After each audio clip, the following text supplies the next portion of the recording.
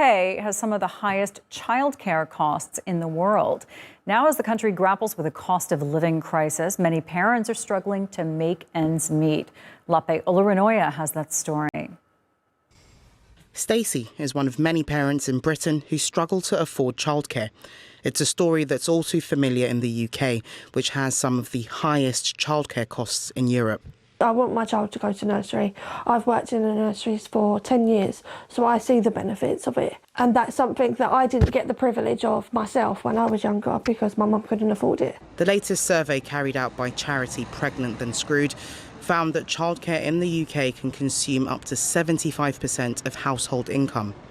The ongoing cost of living crisis has made basic necessities like food unaffordable for people living in Britain. Now, the high cost of childcare is worsening socio-economic inequalities and impacting women disproportionately, forcing them to reduce their hours or leave the workforce altogether.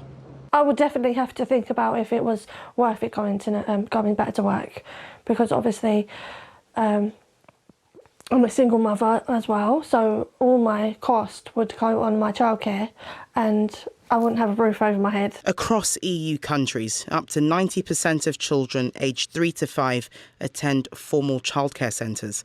However, the cost of childcare vary widely across the continent. On average, full-time childcare for a child under 5 in the UK costs about $1,153 per month. In Belgium, for example, it costs just $579. For parents like Heidi, in Belgium, they benefit from highly subsidised childcare, which reduces the financial burden on parents. So the Belgian government will give us around 150 to 200 euros as a child support, which could help you to pay for the creche or any clothing costs. And I think they do it also to make it more even among parents who have less and more, so all the children could have the same standard kind of. The average tax on income in Belgium is 40%, whilst the UK remains at 20%, making it tougher for the government to allocate more funding for childcare. Despite promises from the UK government that it will review childcare costs, parents are still struggling and crying out for more financial support.